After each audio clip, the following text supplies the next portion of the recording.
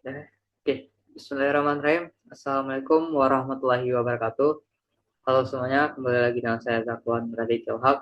Nah, kemarin kita udah bahas terkait dengan studi siklus audit pengajian dan personal. Nah, sekarang kita akan masuk ke dalam studi kasus, yaitu dugaan kecurangan dan pengendalian internal yang buruk dalam BUMD GIZ. Nah, latar belakang dari kasus ini adalah adanya penyimpangan dalam pengelolaan keuangan perusahaan daerah, termasuk tunggakan biaya docking yang seharusnya telah dibayar oleh perusahaan. Nah, selain itu, adanya praktik pungutan liar oleh penguas kapal serta kebocoran pendapatan dari kontrak kerja kapal yang tidak tercatat dalam kas perusahaan.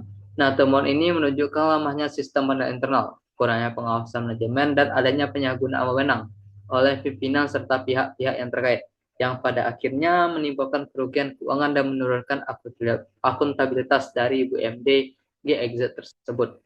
Nah, indikasi ketidakwajarannya bisa kita lihat dari adanya perbedaan antara pembayaran biaya docking kapal yang telah disubsidi oleh pihak Kementerian Perhubungan, namun masih tercatat sebagai tunggakan. Hal ini menunjukkan potensi adanya manipulasi terhadap kejahatan laporan keuangan perusahaan GXZ. Nah, selain itu, praktik pungutan liar yang dilakukan oleh penguas kapal atas perintah atas penguatan direktur utama menandakan penyalahgunaan wewenang dan pelanggaran etika jabatan. Nah, selain itu ditemukan juga kebocoran pendapatan dari kontrak kerja kapal yang tidak masuk ke kas perusahaan juga menjadi bukti adanya penyimpangan dalam sistem pelaporan keuangan. Seluruh temuan ini menunjukkan lamanya sistem penguasaan internal serta ketidakwajaran dalam proses administrasi dan akuntansi perusahaan BUMD GXZ. Nah, titik terjadinya kecurangan yang pertama adalah pembayaran biaya docking kapal. Nah, kecurangan dapat terjadi pada proses pembayaran biaya docking kapal, di mana dana subsidi dari sektor perhubungan darat sudah disalurkan. Namun perusahaan tetap memiliki tunggakan sebesar 234.500.000. Hal ini menunjukkan adanya penyelewengan dana, kemungkinan melalui pencatatan ganda, manipulasi bukti pembayaran, atau pengalihan dana subsidi untuk keperluan pribadi. Nah, yang kedua adalah proses pengawasan operasional kapal. Adanya praktik kontan liar yang dilakukan oleh Bapak Budi kepada staf pengawas kapal sebesar 500.000 per trip merupakan bentuk penyalahgunaan jabatan dan otorisasi pengawasan.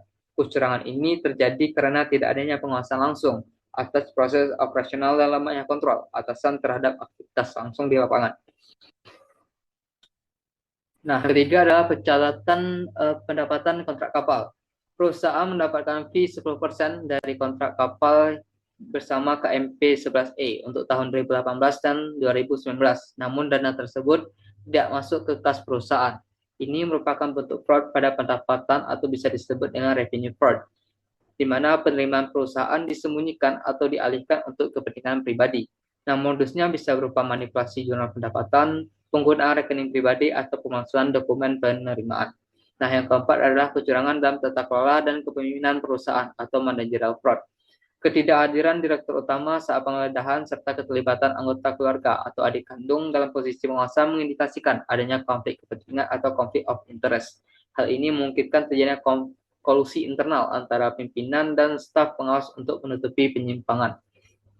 Nah, selain itu ada kelemahan sistem pengendalian internal dan akuntabilitas. Nah, kecurangan juga dapat muncul akibat lemahnya sistem pengendalian internal, seperti tidak adanya pemisahan fungsi antara keuangan dan operasional, kurangnya audit internal, serta tidak berjalannya mekanisme pelaporan yang transparan. Ketiadaan kontrol tersebut memberikan peluang yang besar bagi terjadinya fraud tanpa deteksi dini. Nah, jadi kecurangan dalam kasus tersebut dapat terjadi di tingkat manajerial, operasional, dan keuangan, terutama karena lemahnya sistem pengelolaan internal dan budaya organisasi yang tidak akuntabel. Nah, langkah-langkah untuk membuktikan kecurangan ini adalah yang pertama, auditor harus menyiapkan perencanaan audit investigatif.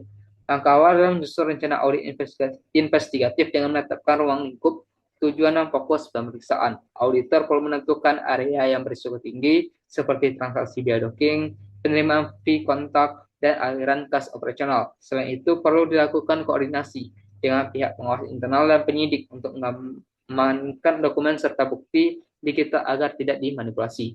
Nah, yang kedua adalah pengumpulan dan analisis bukti awal. Auditor harus mengumpulkan bukti-bukti seperti dokumen pendukung seperti laporan keuangan, bukti transfer, invoice docking, serta kontrak kerja sama kapal. Dari dokumen tersebut, auditor dapat menelusuri apakah dana subsidi telah diterima dan digunakan sesuai peruntukannya. Nah, bukti awal ini menjadi dasar untuk mengidentifikasi adanya perbedaan antara catatan akuntansi dan transaksi yang aktual. Nah, yang ketiga adalah pemeriksaan fisik dan konfirmasi pihak terkait. Nah, selanjutnya kita harus melakukan verifikasi lapangan dan wawancara dengan pihak-pihak yang terkait, seperti staf keuangan, pengawas kapal, dan pihak pelabuhan. Nah, auditor juga perlu melakukan konfirmasi langsung ke pihak ketiga, misalnya Dok Perkapalan MC dan Setker Perhubungan Darat. Nah, untuk memastikan keaslian transaksi serta menghindari rekayasa data internal perusahaan. Nah, yang keempat adalah menganalisis transaksi keuangan dan aliran dana atau bisa disebut dengan tracking. Langkah ini melibatkan penelusuran aliran dana atau fund tracking untuk melihat pergerakan uang dari rekening perusahaan ke pihak penerima. Dengan teknologi digital audit, auditor dapat mengidentifikasi apakah terdapat pengalihan dana ke rekening pribadi atau pembayaran yang tidak sah. Ini merupakan langkah kunci untuk membuktikan terjadinya penyimpangan keuangan. Nah, yang kelima adalah pengujian kepatuhan terhadap prosedur dan regulasi. Auditor perlu mengembangkan setiap transaksi dengan kebijakan keuangan perusahaan dan peraturan perintah terkait pengelolaan BUMD. Jika ditemui transaksi yang tidak sesuai dengan prosedur atau tanpa otorisasi resmi, hal tersebut menjadi indikasi kuat adanya penyelenggaraan dan penyalahgunaan wewenang. Dan yang terakhir adalah penyusunan laporan audit investigatif. Setelah semua bukti dikumpulkan dan diverifikasi, auditor harus menyusun laporan audit investigatif yang berisi temuan, analisis, kesimpulan, serta rekomendasi tidak lanjut. Laporan ini kemudian diserahkan kepada Dewan Pengawas, Inspektorat Daerah, atau aparat penegak hukum untuk proses hukum lebih lanjut jika terbukti terdapat unsur pidana. Nah, dengan menjalankan langkah-langkah tersebut, auditor dapat membuktikan secara objektif dan terukur bahwa telah terjadi kecurangan dalam sistem pengelolaan keuangan dan operasional perusahaan, sekaligus memperkuat dasar untuk penegakan akuntabilitas dan transparansi di BUMD. Nah, kerugian pihak dan yang pihak-pihak yang bertanggung jawab. Ya. Kerugian dan potensi kerugian di BUMN. Yang pertama adalah kerugian finansial langsung, yaitu biaya docking tidak dibayar. Yaitu BUMD mengalami potensi kerugian sebesar 234.500.000 akibat tunggakan biaya docking kepada Dok Perkapalan BMC. Dana subsidi sebenarnya sudah diterima dari Satker Perhubungan Darat sehingga ketidakberdayaan tersebut mengindikasikan adanya penyelewengan atau penggunaan dana untuk kepentingan lain. Nah, yang kedua adalah kerugian akibat pungutan liar atau pungli lapangan. Nah, pungutan 500.000 per trip oleh pengawas kapal dengan total 3 juta per hari mengakibatkan kerugian operasional harian yang seharusnya masuk ke pendapatan perusahaan atau efisiensi operasional. Nah, pungli juga menciptakan budaya kerja yang tidak sehat dan menurunkan moral pegawai. Nah, yang ketiga adalah kebocoran pendapatan fee kontrak kapal, yaitu terjadi pada tahun 2018 sampai tahun 2019. Nah, BUMD kehilangan pendapatan fee sebesar 10% dari nilai kontrak kapal KMP 11E yang seharusnya menjadi pemasukan kas resmi. Ini adalah bentuk penggelapan pendapatan atau revenue leakage yang merugikan keuangan perusahaan secara langsung dan mengurangi laba BUMD. Yang keempat adalah kerugian reputasi dan kepercayaan publik. Selain kerugian finansial, BUMD juga menanggung kerugian non-material berupa turunnya kepercayaan publik, reputasi pemerintah daerah, dan risiko kehilangan dukungan subsidi atau kontrak kerjasama dari instansi pemerintah pusat. Nah, pihak-pihak yang bertanggung jawab yang pertama adalah Direktur Utama atau Bapak Anto. Nah, sebagai pimpinan tertinggi perusahaan, beliau bertanggung jawab secara penuh atas pengelolaan keuangan dan kinerja operasional. Nah, ketika hadirannya saat penggeledahan memperkuat indikasi lemahnya tanggung jawab manajerial dan potensial keterlibatan dalam penyimpangan.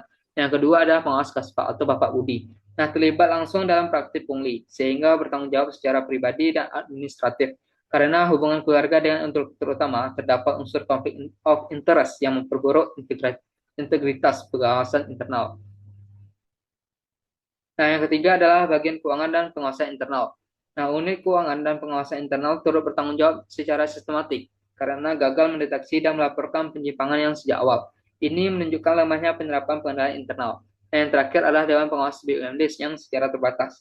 Sebagai badan pengawas, mereka memiliki tanggung jawab moral dan administratif untuk memastikan kegiatan perusahaan berjalan sesuai prinsip akuntabilitas. Keterlambatan dalam menemukan kasus ini menunjukkan kurangnya pengawasan yang aktif. Nah, secara keseluruhan, BUMD GXZ mengalami kerugian finansial dan reputasi akibat lemahnya pengawasan, penyalahgunaan wewenang, dan konflik kepentingan di tingkat pimpinan. Pertanggungjawaban utama terletak pada direktur utama dan jajaran operasional yang terlibat langsung. Nah, tanggung jawab sebagai seorang auditor. Yang pertama adalah menjaga independensi dan objektivitas. Sebagai seorang auditor, tanggung jawab pertama adalah menjaga independensi dan objektivitas dalam seluruh proses pemeriksaan. Auditor tidak boleh terpengaruh oleh tekanan dari manajemen, pihak berwenang, atau hubungan pribadi dengan pihak yang diaudit. Nah, sikap netral dan profesional sangat penting agar hasil audit dapat dipercaya dan bebas dari konflik kepentingan. Nah, yang kedua adalah melakukan audit investigatif berdasarkan bukti yang sah. Auditor berkewajiban melakukan audit investigatif secara menyeluruh dengan mengumpulkan bukti yang relevan, kompeten, dan cukup. Auditor harus mengurusi setiap indikasi penyimpangan, termasuk perbedaan yang data keuangan, bukti transfer, dan catatan pembayaran. Nah, semua temuan harus didasarkan pada fakta dan dokumentasi yang dapat dipertanggungjawabkan secara hukum. Yang ketiga adalah melaporkan temuan secara transparan dan bertanggung jawab. Jika ditemukan bukti yang kuat adanya kecurangan, auditor wajib melaporkan hasil pemeriksaan secara tertulis kepada Dewan Pengawas, pemerintah daerah, atau instansi terkait sesuai dengan ketentuan peraturan perundang-undangan. Auditor tidak boleh menutupi atau menunda penyampaian temuan, karena hal itu dapat menghambat proses hukum dan pemulihan kerugian negara. Dan yang keempat adalah menjaga kerahasiaan informasi audit. Nah, auditor juga memiliki tanggung jawab untuk menjaga kerahasiaan data dan informasi yang diperoleh selama proses audit. Nah, informasi hanya boleh disampaikan kepada pihak yang berwenang, bukan kepada publik ataupun media, untuk menghindari penyalahgunaan data serta menjaga integritas proses penyidikan. Dan yang terakhir adalah memberikan rekomendasi perbaikan sistem pengelolaan internal. Nah, selain mengungkapkan kecurangan, auditor juga harus memberikan rekomendasi perbaikan sistem pengelolaan internal agar kejadian serupa tidak terulang lagi. Rekomendasi dapat mencakup peningkatan pemisahan fungsi, sistem laporan keuangan yang transparan, dan pelatihan etika kerja bagi pegawai. Nah, sebagai seorang auditor, tanggung jawab utama bukan hanya membuktikan adanya kecurangan, tetapi juga memastikan terciptanya tata kelola yang baik di lingkungan BUMD. Auditor bertindak sebagai penjaga integritas organisasi dengan menegakkan prinsip akuntabilitas, transparansi, dan profesionalisme, sehingga setiap penyimpangan dapat diungkapkan dan diperbaiki sesuai hukum yang berlaku. Nah, teori yang mendukung kerangka berpikir terkait dengan kasus BUMD GXZ yaitu sebagai berikut ini, yaitu yang pertama adalah teori fraud triangles, di mana teori ini menjelaskan bahwa kecurangan atau fraud terjadi karena ada 3 unsur utama, yaitu tekanan atau pressure, yang kedua ada kesempatan atau opportunity, yang ketiga adalah rasionalisasi atau rationalization. Nah, tekanan adalah dorongan keuangan atau tuntutan pribadi yang menyebabkan individu melakukan kecurangan. Dalam kasus GXZ, tekanan ini bisa muncul dari kebutuhan pribadi pejabat atau keinginan mempertahankan gaya hidup. Nah, yang kedua adalah kesempatan, yaitu terjadi karena lemahnya pengendalian internal dan pengawasan. Misalnya, Bapak Budi yang memiliki akses penuh untuk melakukan pungli tanpa deteksi. Yang ketiga adalah rasionalisasi, yaitu pelaku meyakinkan dirinya bahwa tindakan dapat dibenarkan, misalnya dengan alasan hanya jam sementara atau hak tambahan dari jabatan. Nah, teori ini menunjukkan bahwa pencegahan kecurangan memerlukan kontrol organisasi yang kuat dan budaya etika yang baik. Yang kedua adalah teori agensi. Menurut teori ini, terdapat hubungan antara prinsipal atau perintah daerah atau pemegang saham dan agen, yaitu manajemen BUMD. Ketika agen memiliki kepentingan pribadi yang berbeda dengan prinsipal, timbul asimetri informasi, di mana manajemen dapat memanipulasi laporan keuangan untuk keuntungan pribadi. Nah, dalam kasus ini, direktur utama bertindak sebagai agen yang seharusnya mengelola dana publik secara akuntabel. Namun karena lemahnya pengawasan dari prinsipal, Dewan Pengawas atau Pemprov terjadi penyalahgunaan wewenang yang merugikan perusahaan. Nah, ketiga adalah teori pengendalian internal atau internal control theory. Teori ini menekankan pentingnya struktur pengendalian internal yang terdiri dari lingkungan pengendalian, penilaian risiko, aktivitas pengendalian, informasi, dan komunikasi, serta pemantauan. Nah, kelemahan sistem pengendalian internal di BUMD GXZ tampak dari tidaknya pemisahan fungsi, lemahnya otorisasi pembayaran, dan tidak berjalannya fungsi audit internal. Akibatnya, sistem tidak mampu mendeteksi penyimpangan sejak dini. Nah, yang keempat adalah Good Corporate Governance atau GCG. Teori ini menjelaskan bahwa perusahaan publik atau milik negara harus menerapkan prinsip transparansi, akuntabilitas, responsibilitas, independensi, dan fairness, atau bisa disingkat yang tarif. Dalam kasus GXZ, pelanggaran terjadi karena tidak diterapnya prinsip akuntabilitas dan transparansi dalam pengelolaan dana publik. Implementasi GCG seharusnya mencegah munculnya konflik kepentingan antara pimpinan dan keluarganya, seperti yang terjadi pada hubungan direktur utama dan adiknya. Yang kelima adalah etika profesional auditor. Nah, teori etika bisnis dan profesional ini menekankan bahwa auditor dan manajemen harus menjunjung tinggi integritas, objektivitas, dan tanggung jawab profesional. Dalam konteks ini, auditor berperan untuk menegakkan nilai etika dan menyeimbangkan kepentingan publik dengan kepentingan individu, sehingga hasil audit benar-benar mencerminkan kondisi real perusahaan.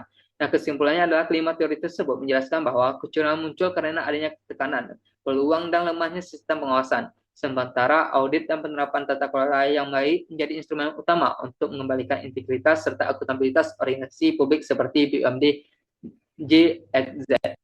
Nah, analisis teoritis. Kasus BUMD GXZ menunjukkan kecurangan yang timbul akibat tekanan, kesempatan, dan lemahnya pengawasan sesuai Broad Triangle Theory. Konflik kepentingan antara manajemen dan pemilik dalam agensi teori, serta kurangnya penerapan prinsip corporate governance memperkuat peluang penyimpangan. Karena itu, pengendalian internal dan audit yang efektif sangat penting untuk menjaga integritas dan mencegah kecurangan yang berulang.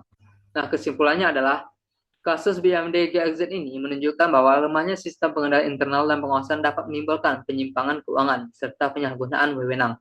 Praktik pungutan liar, tunggakan fiktif, dan kebocoran pendapatan menjadi bukti perlunya audit yang transparan dan profesional. Nah, dengan memperkuat pengawasan, menerapkan sistem keuangan yang akuntabel, serta menegakkan etika kerja, BUMD dapat meningkatkan integritas dan mencegah terulang kecurangan di masa yang mendatang. Nah, mungkin demikian terkait dengan analisis untuk kasus BUMD GXZ. Mohon maaf jika ada kekurangan dan kesalahan. Saya akhiri wabillahi taufiq wal hidayah. Wassalamualaikum warahmatullahi wabarakatuh.